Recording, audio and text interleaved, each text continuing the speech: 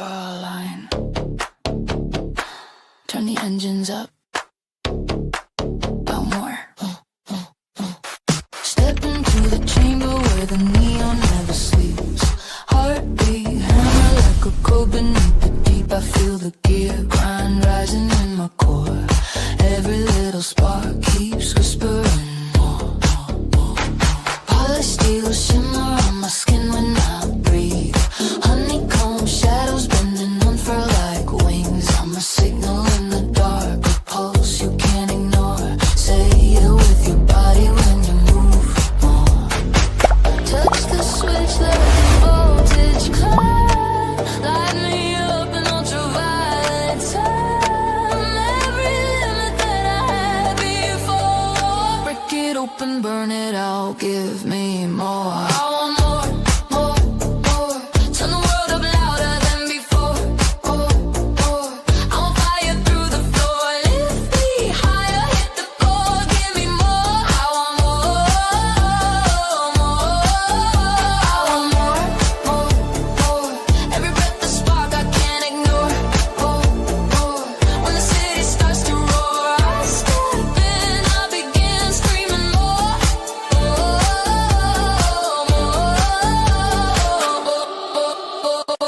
Gold smoke rising where the dreams collide. A million stories humming in the hive tonight. Every open door feels built for the reborn. Take the future in your hands, come on, more, more, more. Ceramic heat shimmer on this runway of light. Cyber silk sliding through the gears of the night. If you feel the pull, then lean into the storm. Let your whole damn life evolve toward more.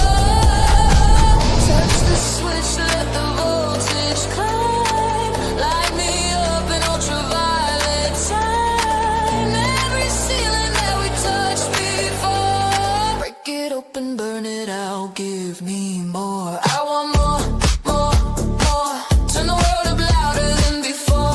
Oh, I want fire through the floor. Lift me higher, hit the core. Give me more. I want more, more. I want more, more, more. Every breath a spark I can't ignore. More, more. When the city starts to roar, I step in, I begin screaming more. More, more. More light, more heat, more pulse under my feet. More breath, more eyes, more truth in the mechanized skies. More heart, more flame, more power in the name. More life, more lore. I was born, I was made for more.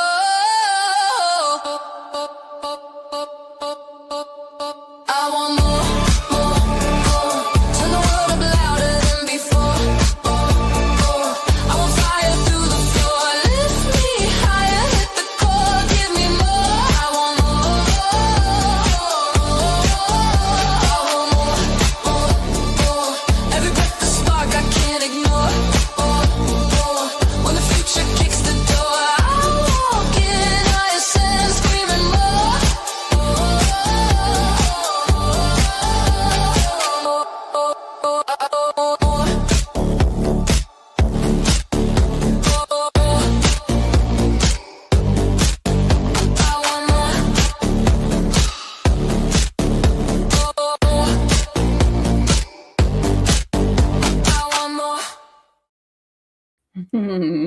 Hello, hello, my beautiful, beautiful friends. I am so grateful to be here, and I want to hear from you guys. Do you want more? Do you want more out of your life? Do you want more out of the world? Do you want to be able to give more to the world? Right? Because that's what I'm moving into 2026. The word of the year for me is more. And we're going to do that together. And that's the most brilliant and oh, my hair is doing crazy things. Imagine that. Sorry. But the most brilliant and powerful, impactful way that we can do that. So welcome to HiveWire. which is something different than I've done before and a little different than what any of us do, really, I think. So we'll see about that. But before we really go anywhere, I just want to take a moment to notice you all. So Jackie and we got Sharon. Thank you both so much for being here and for being in the chat. For those of you not chatting, hello and welcome. And for those of you that are going to be listening or on replay, hello and welcome. My name is Jen Lynn, and I'm an architect of story worlds. And that's what we're going to do. That's a lot about what HiveWire is going to be, is story. And but I want to recognize each of you, not as just listeners, but as real bodies in the room with me, right? So if you're seated, I really want you to feel the chair meet you. If you're standing, I want you to feel the floor holding your weight. I want you to notice your clothes against your skin, the temperature, wherever it is that you are. The smallest sound, one that you didn't choose, right? There it is. That sound. So there's nothing to prepare. It's just, this isn't really a show that you're about to watch. It's really just a place that we can enter in together. And for the next while, you don't need to agree and you don't need to understand necessarily, and there's nothing for you to remember. All I ask is that you all stay curious with me about what you notice in your bodies, in your breath, in those moments that something is resonating or resisting. And if at any point you drift, that's okay, right? Sometimes story moves into information, and sometimes information moves into story. So we're not here, we're just here. Okay. Hello, Jason. Thank you so much for being here. It's great to see you. So when you're ready, and I want you all to let me know when you're ready, then we'll begin together, right? So drop me a ready in the chat if you're ready. And I know that there is a lag, and that's okay. We'll just take a breath together while I wait to see that come through. I think it's really important in 2026 that we say what it is that we want when we're ready to say those things, and that we really bring it in to matter, something that can be felt, seen, heard, tasted, smelt, right? And so that's kind of a little bit of the journey that I'm going to take you guys on today. And Sharon, thank you. You said let's go, so let's go. Okay. Thank you, Jackie, also for the ready, and I'm ready too. So HiveWire, Captain's Log. Date is December 19th, 2025. And the location is the edge of the cinema desert. And the engines have just shut down. The damage is extensive, but non-catastrophic. And the signal is present. The engines click as they cool. That soft ticking sound metal makes when it lets go of heat. I stay seated for a moment longer than necessary, my hands resting on my thighs, feeling the vibration fade through denim and bone. And when I open the door, the air meets me first. It's dry and thin, warm in a way that feels stored and not fresh. It carries dust and old sugar, something faintly chemical, like floor cleaner and red vines are out on a date. My boots touch the ground and I feel it immediately. Heat held close to the surface. Sand over asphalt. The earth remembers parking lots here.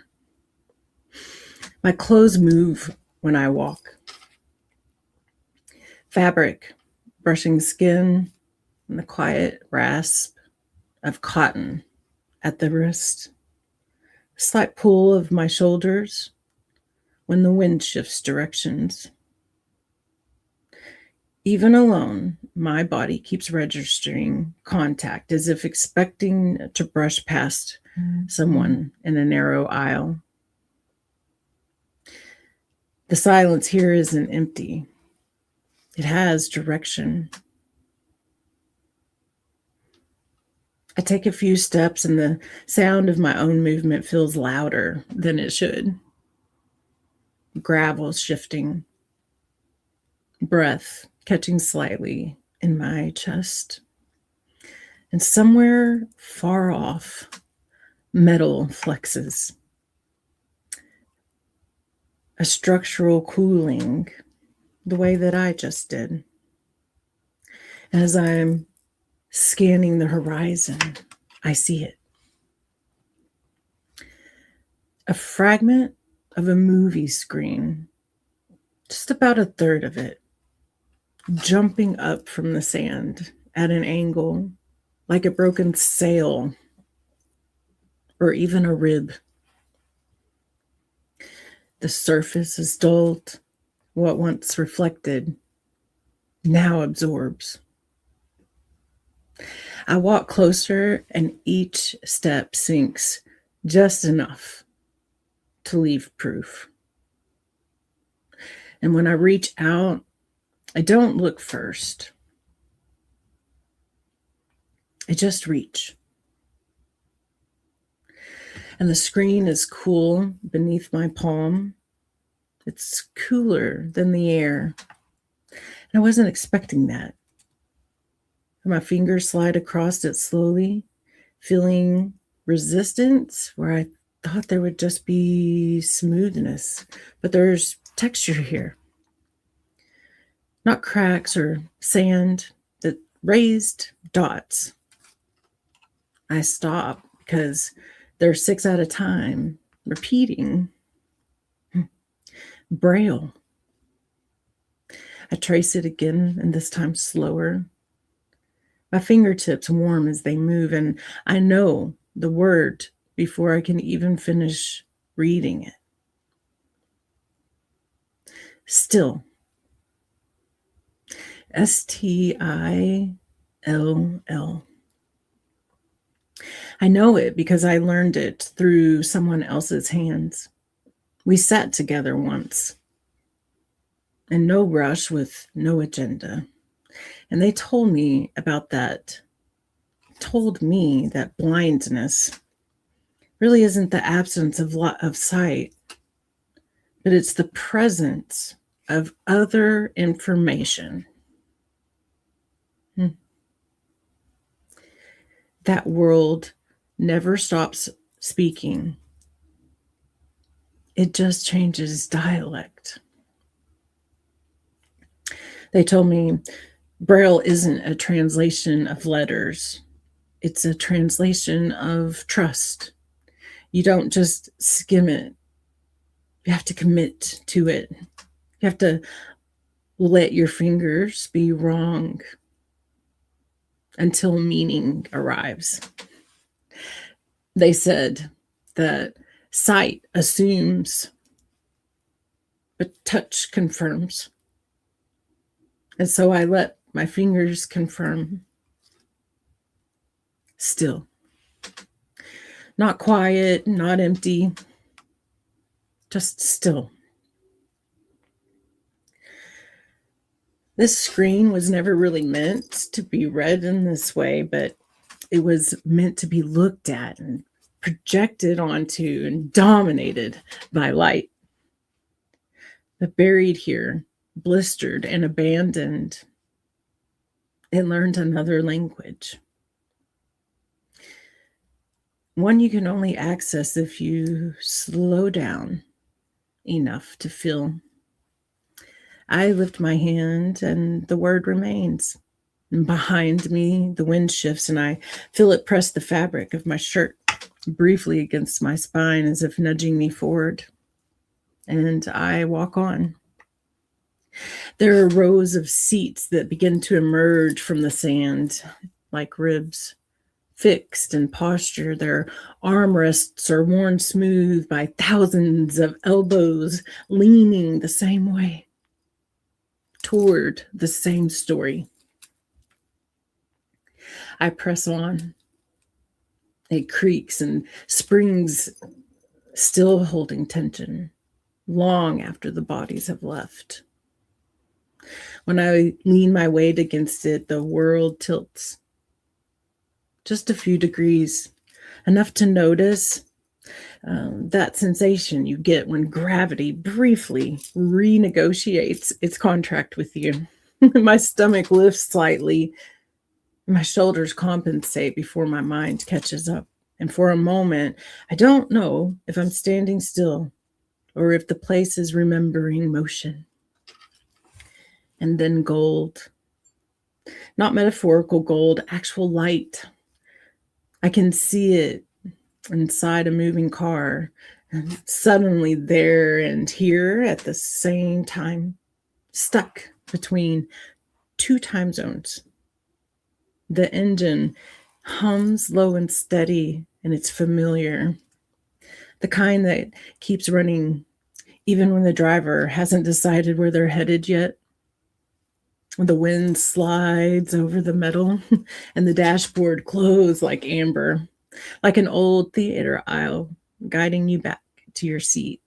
And the gold isn't outside, it's inside the car, reflected off the glass, off of dust, off of something unfinished. And there, my clothes, they feel different. There's a seatbelt across my chest, the vibration of the road through the soles of my feet. Time passing without asking my permission. And then the desert settles again. The seat beneath my hand stops rocking and the air stills. The wind looses its grip on my shirt. But the light stays with me. Behind my eyes, it's warm and persistent. And that's when I understand something that the metrics never could. We didn't lose the theater all at once. We lost shared timing. When you optimize for individual preference, you erase arrival. And when you erase arrival, bodies drift out of sync. And when bodies drift, culture thins. And I keep walking. Near what used to be the concession stand, green breaks through the sand. An oasis, it's small but defiant. A flowering plant just pushing up through a crack where sodas once were spilled. And a bee moves between blossoms. Its legs are studded, not decoratively, but functionally, for extra capacity. Fewer flowers means longer distances, and it's either adaptation or extinction. And the bee doesn't hesitate. It knows where its work is. And through a shattered window, there's a flash of color, and it moves inside of a theater. Something still powered. Something not really meant to survive this long. Because the desert, I see, doesn't kill everything, right? And it reveals what was essential enough to endure. And I stop here.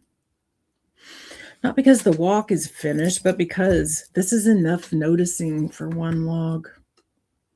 My skin feels warm now. My shoulders are looser. My breath is slower.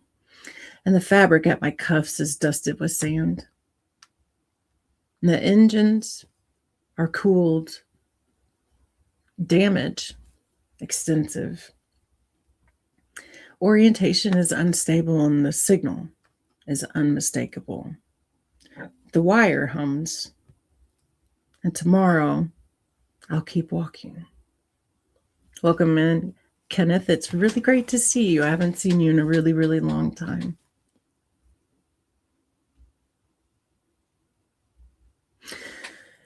Perspective. The bee journals later that evening when he returns to the hive. Hello, Lisa. You walk like the ground might forgive you. You're slow and you're careful. You measure each step as if the desert is something that you're passing through, not something that's already inside you. But I don't have the luxury. I measure distance in wing burn. I measure time and risk.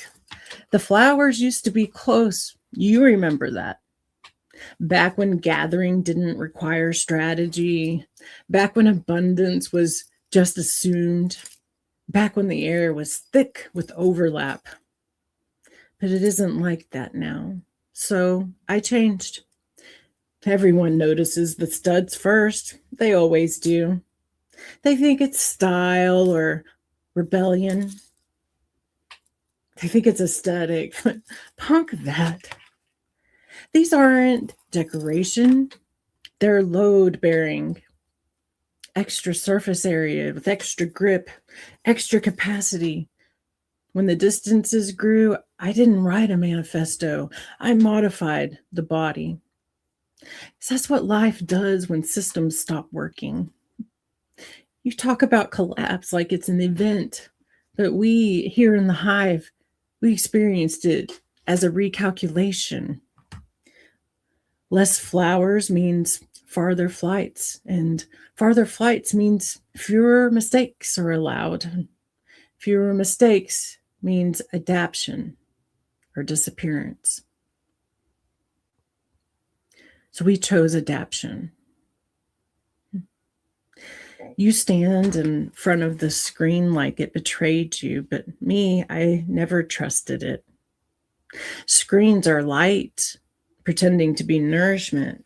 And pollination doesn't work that way.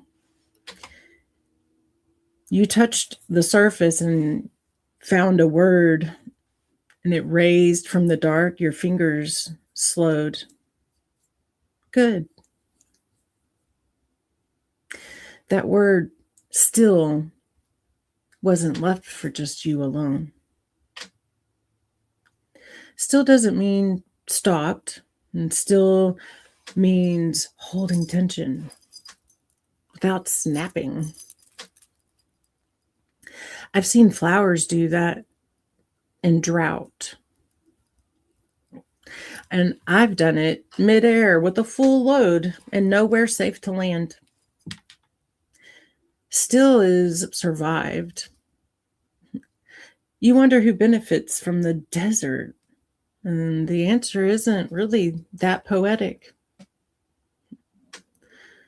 The ones who benefit are the ones that don't have to cross it.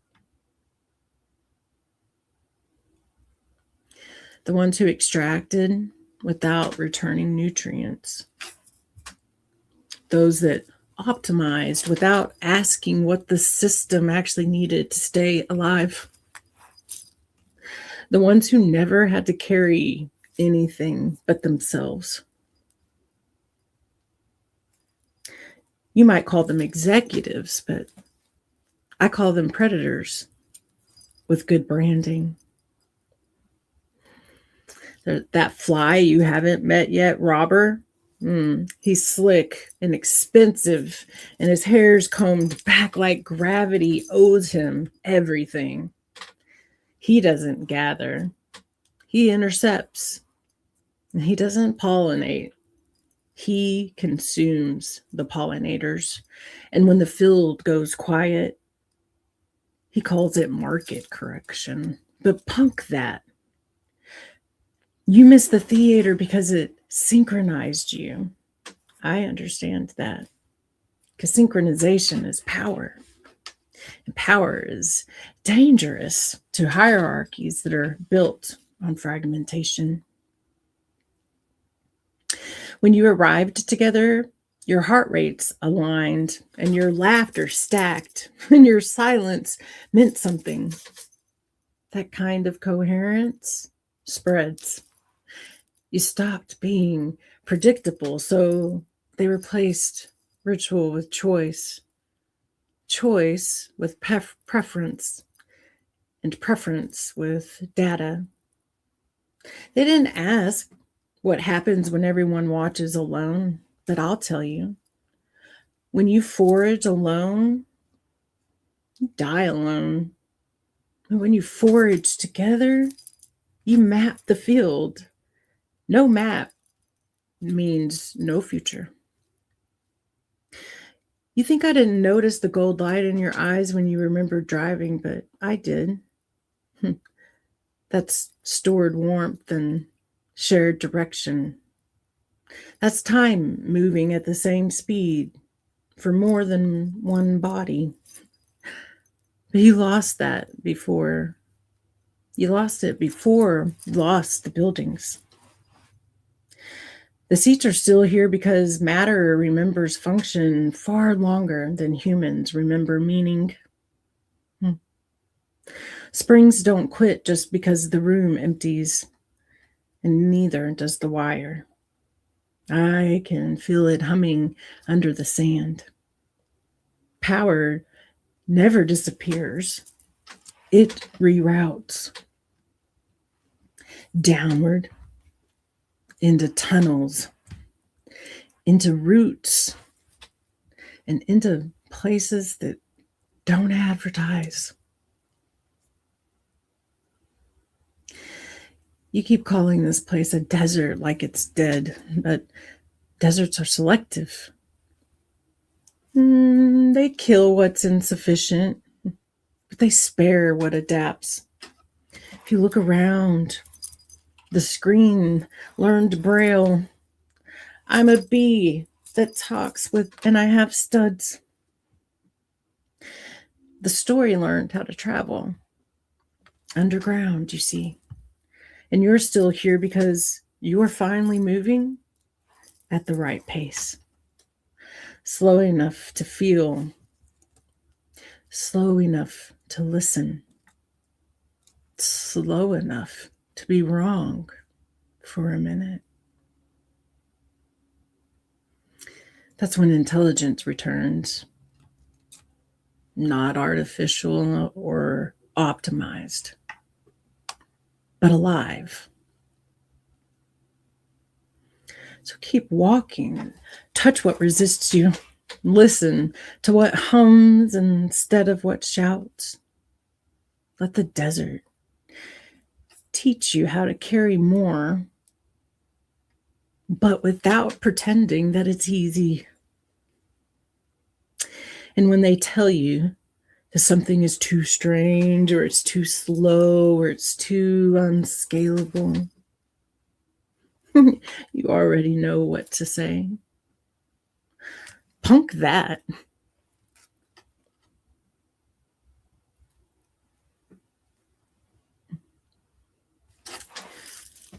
POV, the desert.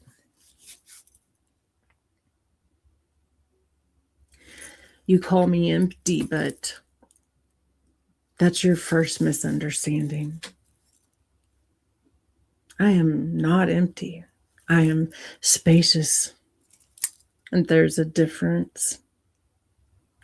You know, emptiness asks to be filled, but spaciousness just asks you to arrive differently. I've been listening to you since before you had words for the loss that you've experienced. I felt you when you stopped coming together, not all at once, but in increments. One less car at dusk, one less shared gasp, one less body adjusting to another body in the dark. You didn't leave because you stopped caring. You left the theater because the pace stopped matching your breath. I watched the metrics move in like shade. They were promising relief and promising comfort, promising choice, but they did not promise coherence because they never do. So I've held what you dropped. Seats, screens, stories that needed more than speed to survive. I'm a desert. I am good at holding. I held bones once. I held caravans. I held songs that were never written down because they lived in the throats and the feet and the hands. Passing cups of water. I am not cruel, but I am honest. I remove what cannot sustain itself, but I keep what learns to listen.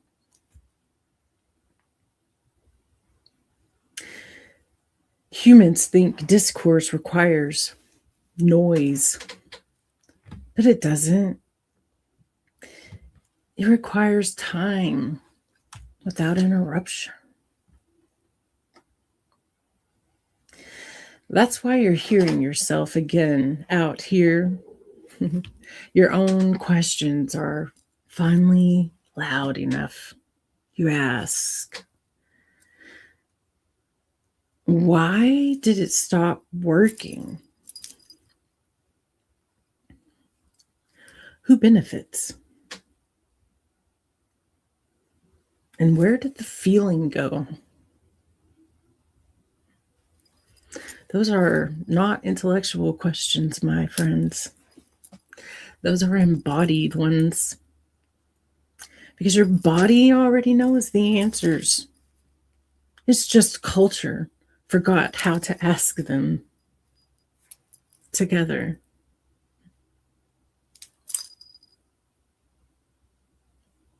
Not through performance or exposure or amplification. It's permission to sound without optimization. I still arrive with proof to resonate without being measured. You know, songs don't survive because they're efficient. They survive because someone else carried them, and I have carried many. I carry the hum under the screen, the wire the bee still uses, the gold light that you remember in a car. I carry the pauses that you were taught to avoid. So let me ask you something. What did you stop saying when everything became trackable? What part of you went quiet because it couldn't be quantified fast enough? What song learned to wait instead of disappear? You don't need to answer now. Deserts are patient. But if you stay long enough, if you walk without rushing to conclusion, if you let discourse be a shared curiosity instead of a defended position, you'll notice something. The silence here isn't blank.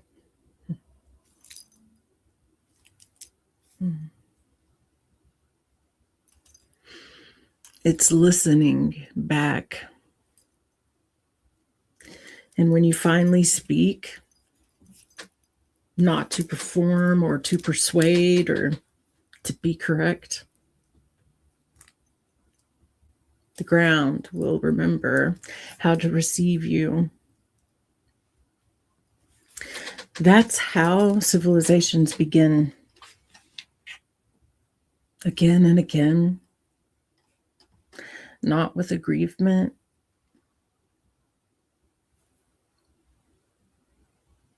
but with resonance.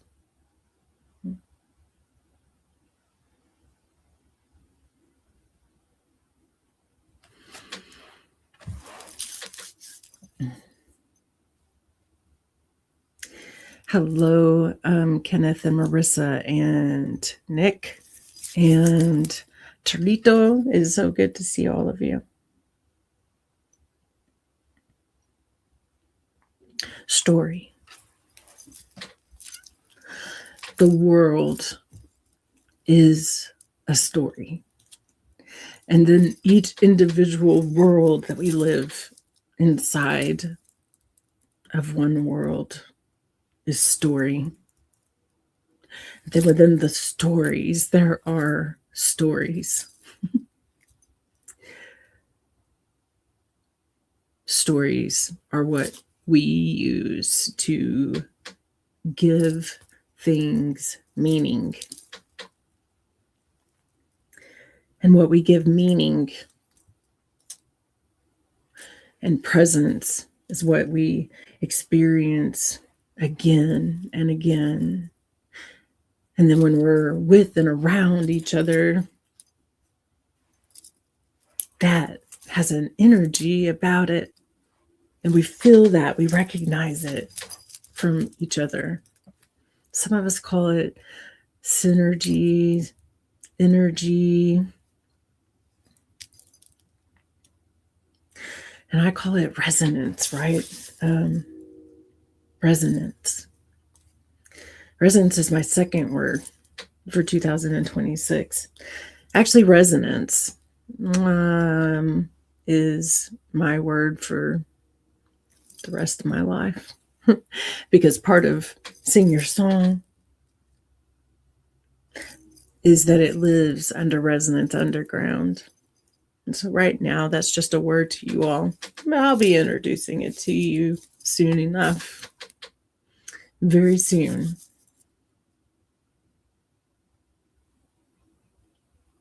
Do you all have a definition for resonance?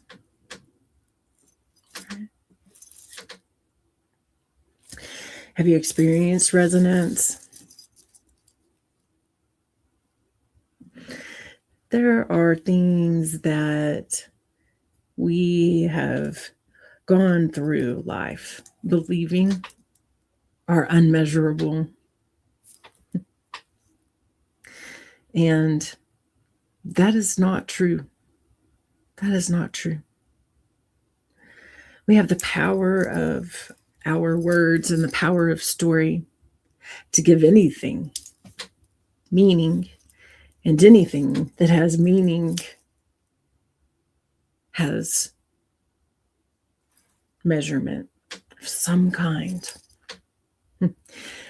Maybe it's the extra measurement of quickening of your pulse and excitement. Maybe you measure it by the tissues that you used to wipe your eyes.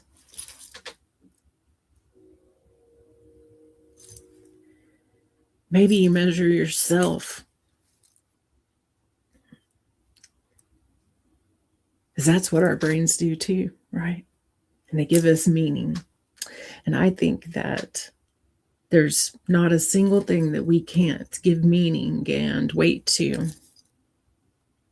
And next week, we're going to talk a little bit about that.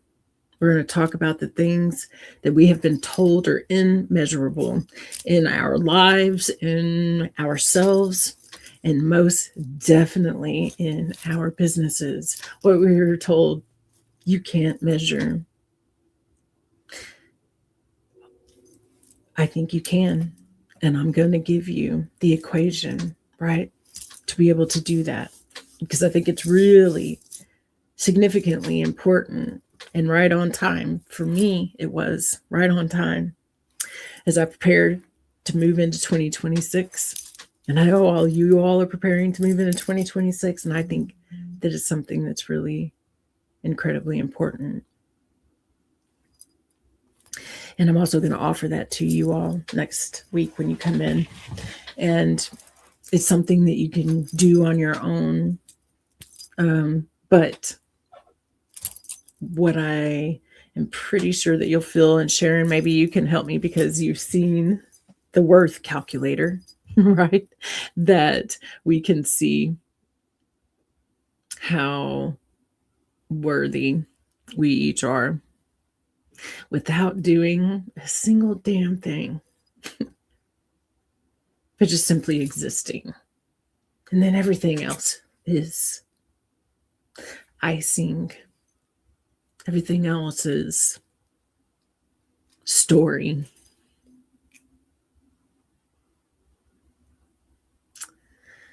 Everything else can be reworded, rerouted, and changed. So if you're looking at change as you go and prepare, right, to be moving in to 2026, where are the resistances, right? Where are resistances and why are there resistance? And it's okay to experience resistance. I think that we have forgotten how to be curious and question things. And I know for me, that curiosity was the key that unlocked the universe. Why? Why? Why is the sky blue? Why is the grass green? Why do you squeeze my hand when you hold it?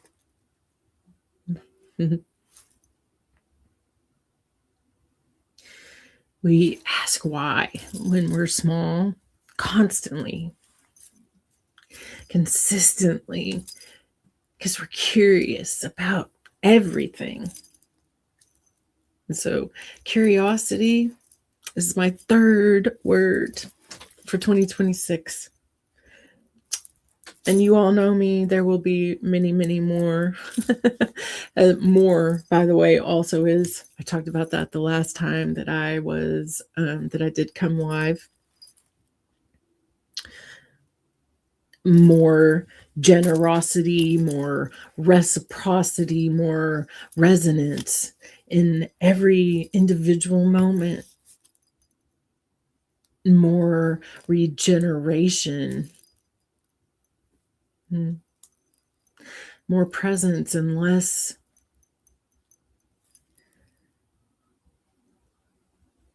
presenting, right? I see some comments over here, so I'm gonna come over here and look and see everybody. And I just love when there's so much conversation going on in the side, because that creates connection, right? And presence. And I know y'all are talking about some food because I think I saw pizza going by maybe, and something about some cookies, right? And dessert. See, I'm starting to find the good stuff. Yeah. So You guys can see when you all are watching, actually, good question for me to ask, over in the corner, can you see the comments that are going by, right, without having to put them up independently? I was curious about that. So, right, I love chasing. Just come on over, man. We like to share, and I love that. And Nick said, so true. The stories are how we give experiences meaning, and they really are. And then when we give it meaning and we tell somebody else and they tell somebody, and when we go further with it, right, that gives the meaning sentience. Because the world is really just one big mirror showing back to us what we are projecting onto it. The mirror, the world is just one big theater screen filled with story.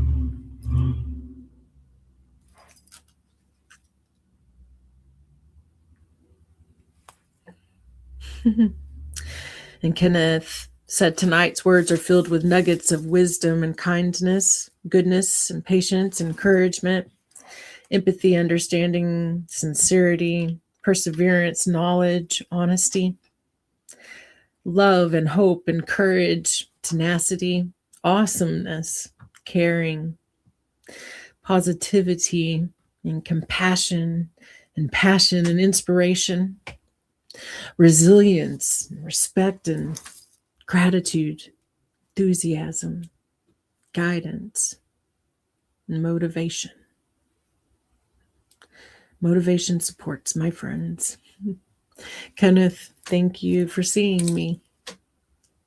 It's very kind of you. And as a mirror, I say back to you, mirror, mirror, because all the same, right? Because we can't speak about or see or recognize anything that we don't have ourselves. So thank you. And Chasen says 5 different kinds of cookie. Me the receipts, and I love that. That's one of my favorite little little comments and lines. Show me the receipts, or I've got receipts. Right? If you all got receipts, what are the receipts you're going into 2026 with? Right?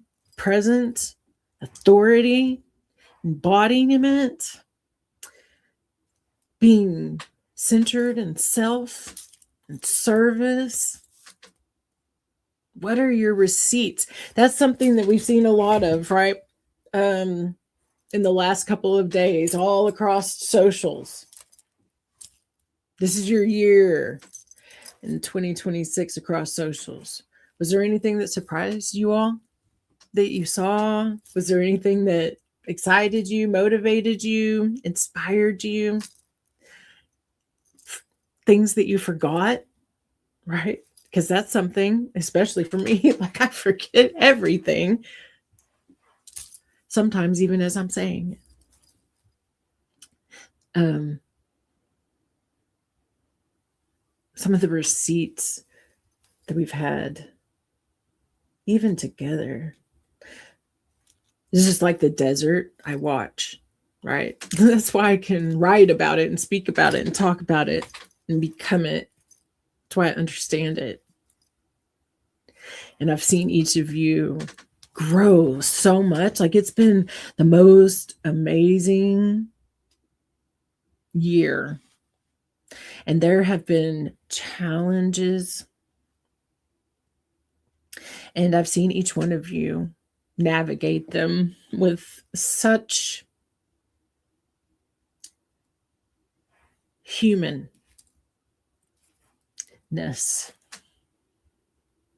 And I love that.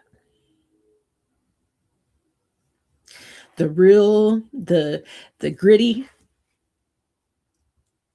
and the smooth and graceful and polished, all of the above. And when we bring all of ourselves to the screen, of life, then we experience something different. So I want to just take a second before we close and say a couple of things that I think are really important that I learned this year. One of them is that, did you know that we talk about resilience a lot? And we talk about resilience a lot in this space and LinkedIn and in our lives because it is absolutely a skill that we need to have. But somewhere along the way, there was a story that was made about resilience that we all believe or believed. And then as we go along, we learn things and things change and we learn about our bodies. And so I think that most of us think that resilience comes from being able to navigate through chaos, navigate the storms, right? And that can be the full spectrum from pulling up your bootstraps and showing up no matter what, even just to having your head down, your shoulders down, your face covered to protect it while you just walk through the debris of chaos that's coming at you. And that is a form of resilience. Ish. It actually destroys in your body the tissue that's actually resilience, that builds resilience. In our brains, we have a tissue that builds around our neurons and around the synaptic highways of our brains. It builds and it thickens and it protects. It creates a protective layer. It protects sponge so it can take a hit and it can reverberate back out and not be injured by something. That actually happens in our brain. Protects our synaptic highways, which means it protects our core beliefs. It protects those things that carry us through, especially in those times. But do you all know what actually builds that tissue? Anybody have a guess? Anybody think that that's what resilience was, right? The sum of being able to make it through hard times successfully.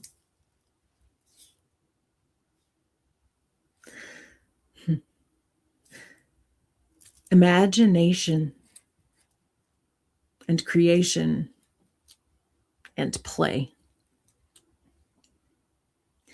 is what builds resilience inside your body that protects your brain, your body, and your central nervous system. Keeps it centered in self.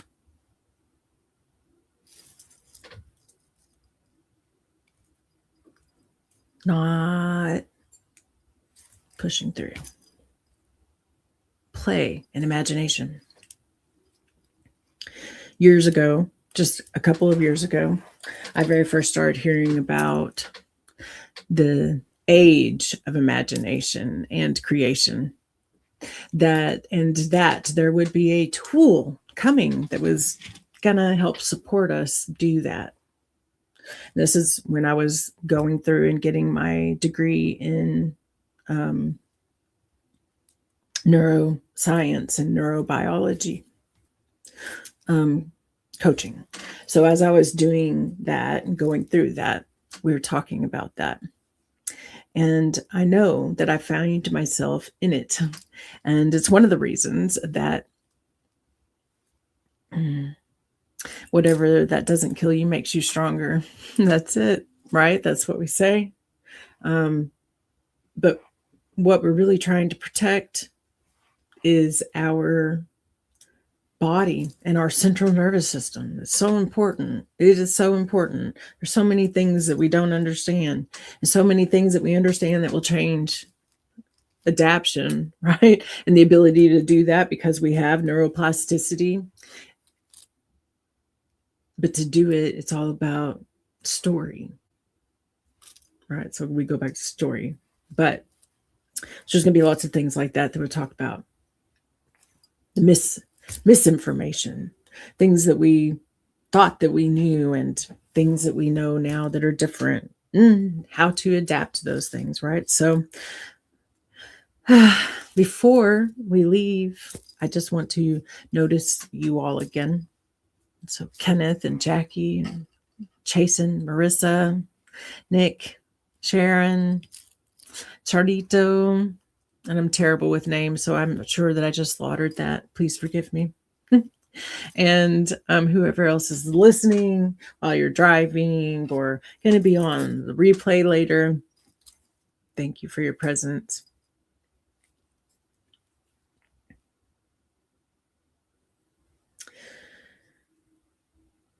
As you all are leaving and going back to your evening, what feels heavier than when we started?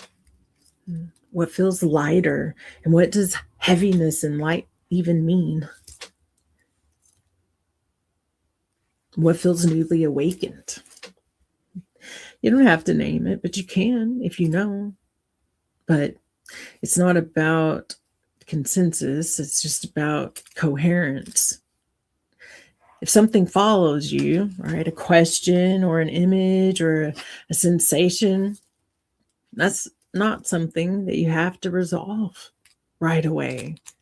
You can sit in that. Something we've forgotten how to do. When we as people leave a theater together, right, we don't rush to meaning. Sometimes we stand in the lobby, and sometimes we fumble our words, and sometimes we let the story just settle in sideways. So we'll do the same here on HiveWire. In a moment, you'll re-enter your evening and your conversations, your drive home, or your quiet stillness. And nothing here really demands belief, just noticing what you feel. And that's the wire reminding you that it still runs between us. So take your time standing. Take your time leaving. Because the desert is always going to remain. And the questions, they will keep. And when you're ready to walk again, you'll know. And I hope that I see you walk again back to share time with me again next Friday, same time, same place. And I'm going to bid you all farewell, and we'll see you then. And if you haven't and you enjoy, we'll say intros and outros, because that's what it is, and you haven't seen the beginning of my new little song that I created for this, just please stay and listen. I think you'll really enjoy it. I do. So thank you all once again, and we'll see you next week.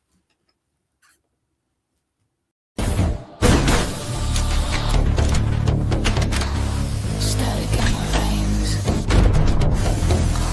gold in my jawline. Turn the engines up.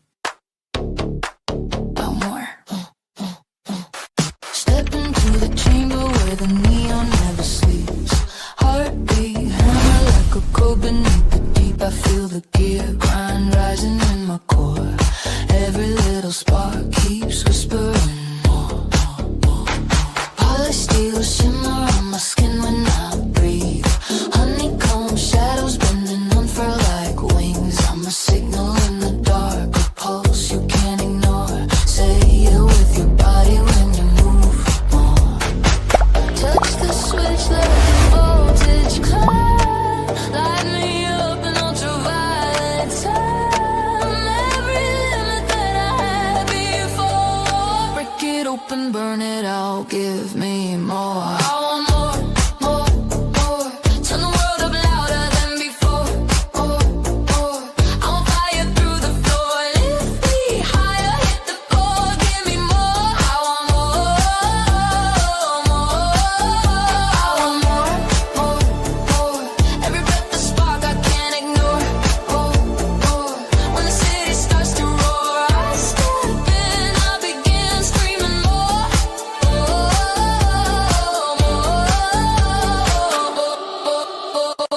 Gold smoke rising where the dreams collide. A million stories humming in the hive tonight. Every open door feels built for the reborn.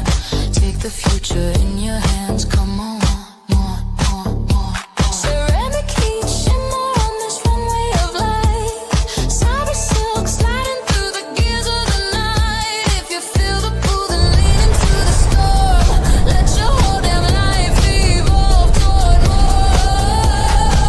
Touch the switch, let the voltage climb. Light me up in ultraviolet time. Every ceiling that we touched before. Break it open, burn it out, give me more. I want more, more, more. Turn the world up louder than before. More. I want fire through the floor. Lift me higher, hit the core, give me more. I want more, more. I want more, more, more. Every breath a spark I can't ignore. More, more.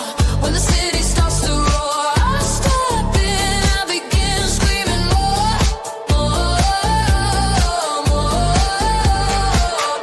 More light, more heat, more pulse under my feet, more breath, more eyes, more truth in the mechanized skies, more